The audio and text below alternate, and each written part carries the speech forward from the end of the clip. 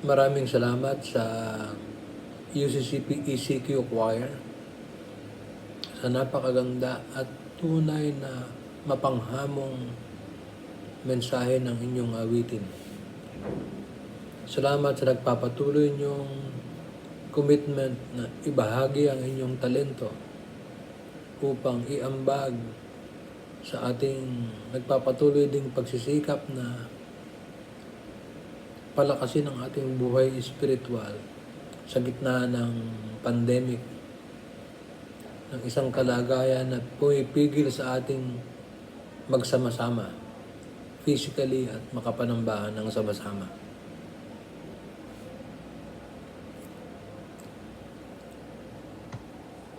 Alam niyo mga kapatid,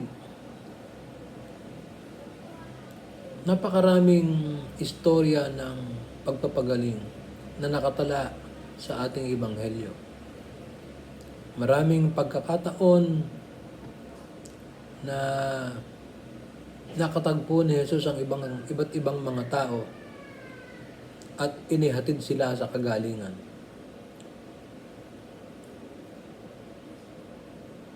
Marami na ang mga tao ang nagbenepisyo mula sa pagpapagaling ng ating Panginoong Jesus.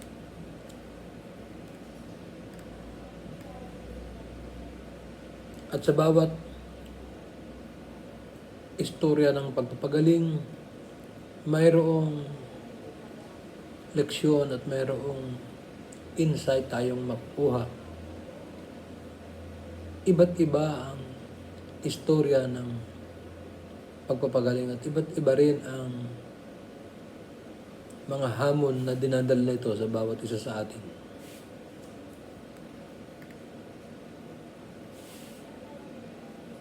Kaya ngayong umaga ating pagbulay-bulayan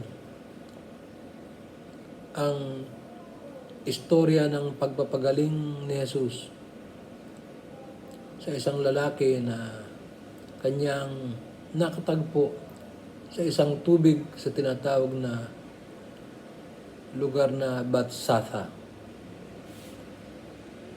Ito hindi isang simpleng istorya lamang ng pagpapagamot o pagpapagaling sa lalaki na ginawa ni Jesus. Meron din itong inihahatid sa ating hamon at panibagong leksyon. Ang tubig sa Bethsaida,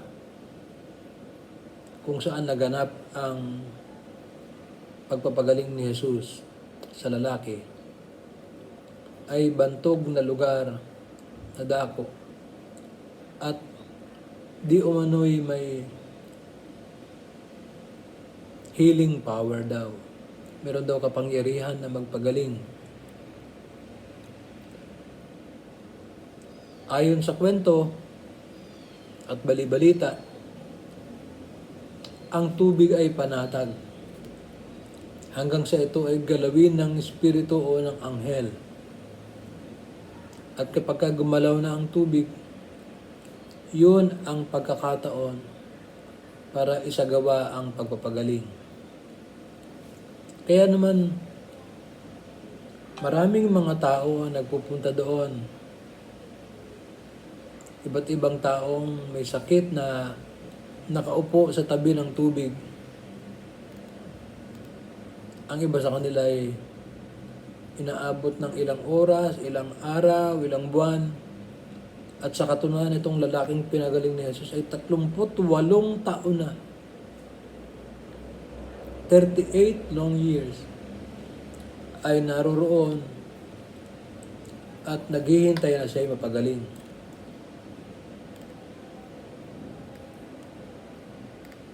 Ito yung lugar kung saan ang mga marginalized, ang mga mahihirap, ang mga wala ng pag-asa sa lipunan ay umuupo at naghihintay na mapagaling. Ironically, ang lugar na ito ay malapit sa templo kung saan maraming nananalangin para sa kababalaghan, nagdarasal para sila ipagalingin. Tatapat ang iba ay mas pinipili na sa halip na sa templo ay doon na lang maupo sa tabi ng tubig.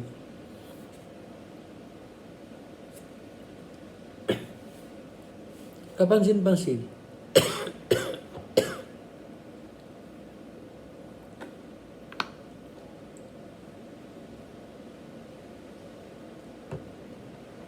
kapansin-pansin mga kapatid,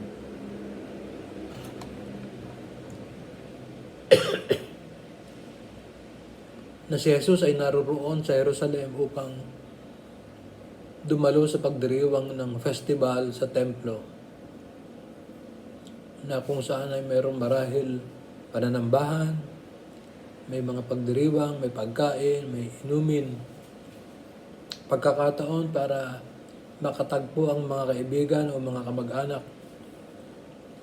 Pero si Jesus ay mas pinili na ibigay ang kanyang oras sa isang taong nangangailangan, sa isang taong aba. At ang katotohanan yan ay naglalarawan ng uri ng katangian na meron si Jesus at kung ano ang kanyang prioridad sa kanyang misyon. And perhaps that should be mirrored in our own church life.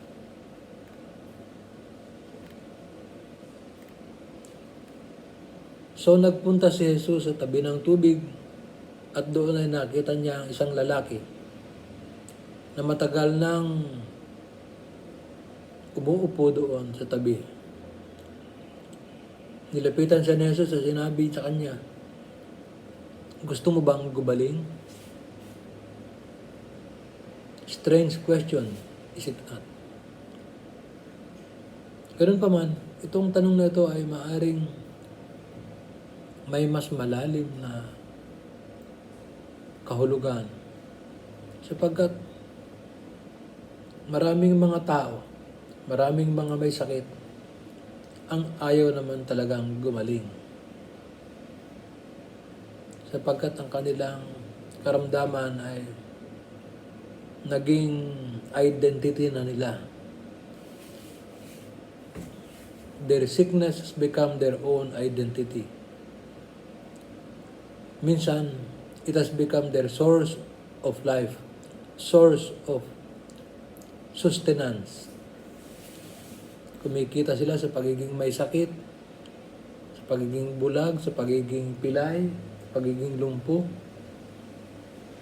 Maraming nag-aabot, maraming nagbibigay, maraming tumutulong. Masaklap na katotohanan yan. Kaya tama lang ang tanong ni Jesus.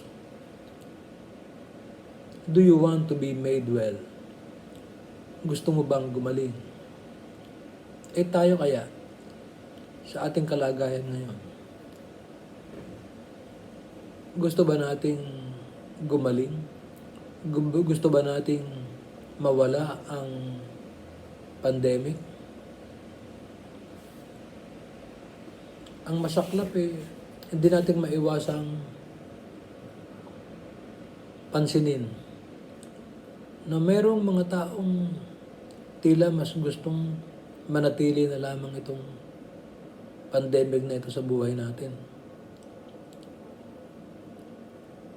Sapagkat nirarasyonan tayo ng tulong, bigas, pagkain. Hinahaddan tayo ng mga ayuda.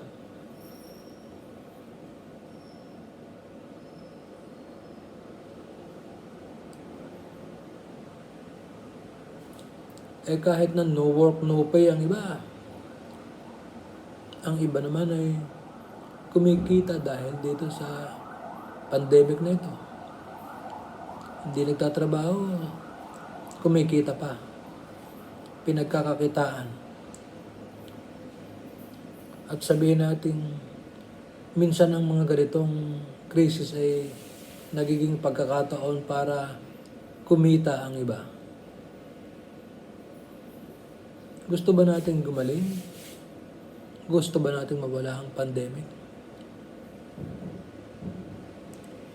Napapanahong tanong yan. Kung gusto natin gumaling, bakit pag-alagala ang marami? Bakit ayaw sumunod ng marami sa mga alituntunin? Yung iba nga, wala pang face mask. Wala man lang proteksyon sa sarili. Hindi ba nila alam na sila ay pwedeng mahawa or makahawa kung sila ay may sakit? Yung iba nga, hindi naman idinideklara na sila ay infected.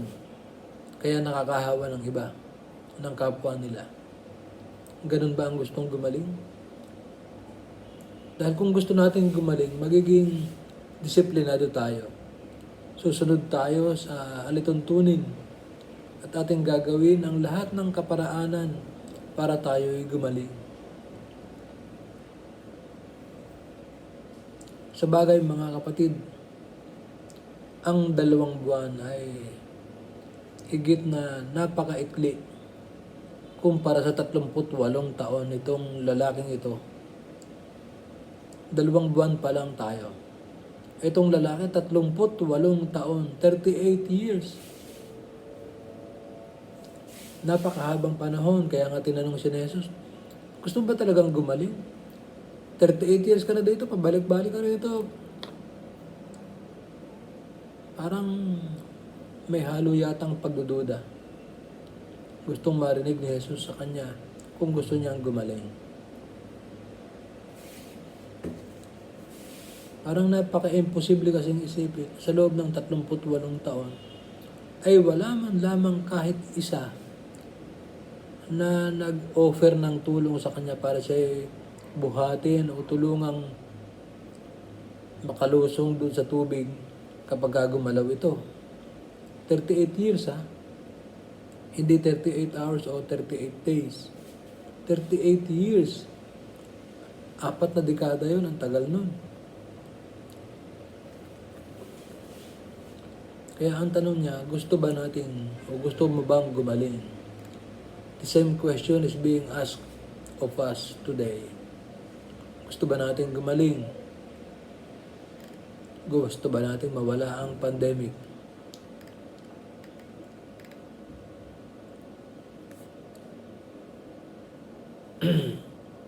Nung tumayo yung lalaki at lumakad na siya, nakita siya ng mga Pariseo at sinabihan siya, "Uy, araw ngayon ng Sabat, bawal ang magbuhat ng higaan at maglakad-lakad." Ay sabi naman ng lalaki, yung nagpagaling sa akin na nagsabi sa akin tumayo at lumakad Parang sinisi niya pa yung nagpagaling sa kanya.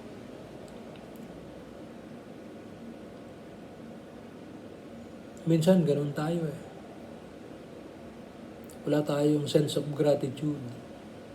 Pagkatapos nating tumanggap ng biyaya, tulungan, alalayan, ang sisisihin pa natin ay yung tumulong sa atin.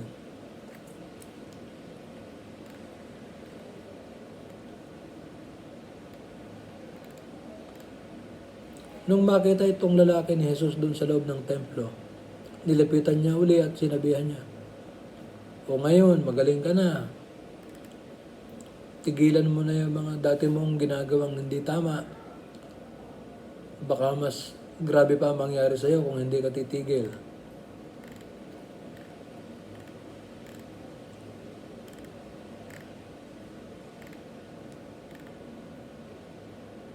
Parang sinasabi sa atin ng ating Panginoon, pagkatapos nitong pandemic na ito, huwag na nating balikan pa kung ano ang mga hindi tama nating gawi, pananaw o ugali. Sa halip, ang balikan natin ay si Jesus at ang Panginoon upang tayo ay magpasalamat ng taos sa Kanya. Itong istoryang ito mga kapatid ay hindi lamang istorya ng pagpapagaling. Ito ay tungkol sa ating ugali, sa ating attitude. Kapag ka ating nararanasan ang biyaya ng Panginoon.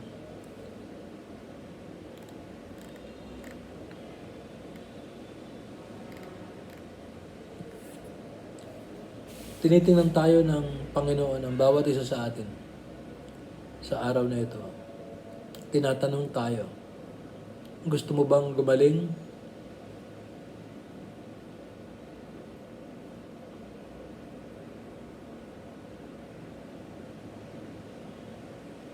Let's attend to ourselves and look deep inside upang masagot ang tanong na ito.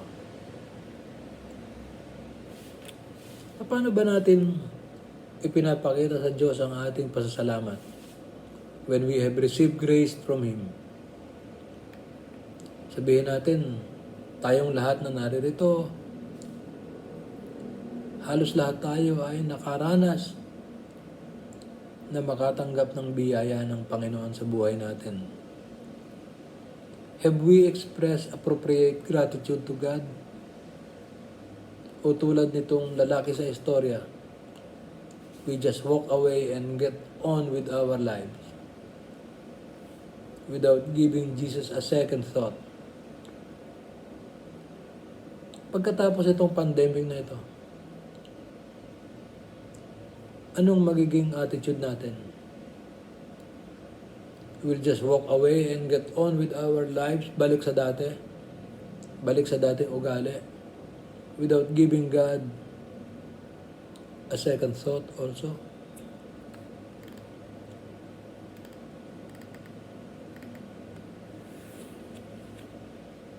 Ganun pa man mga kapatid.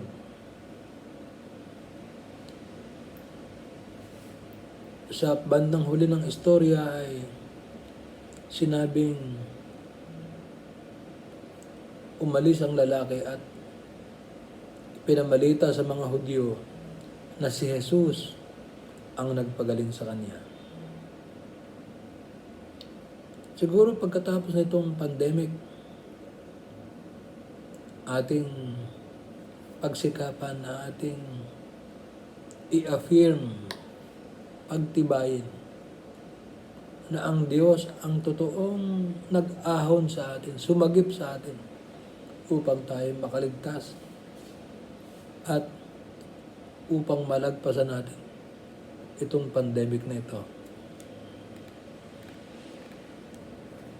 Stop sinning or something worse may happen to you.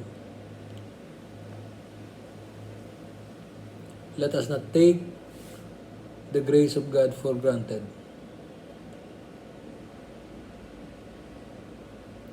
God has made us well. He has met us with His grace. And so let's be thankful. Jesus wants us not to take that grace for granted or something worse may happen to us. Mga kapatid at mga magulang, let us take time to think about the acts of God in our lives. Let us take time to count our blessings and then show our gratitude to God. It is the good and proper and right thing to do. It is the response of faith and love to a God who has first sought us and brought us all the healing we need. Undeserving as we are. Hindi man tayo karapat-dapat.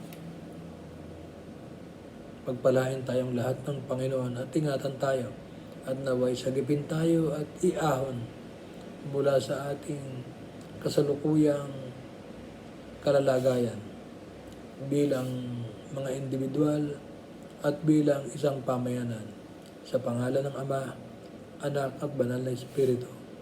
Amen.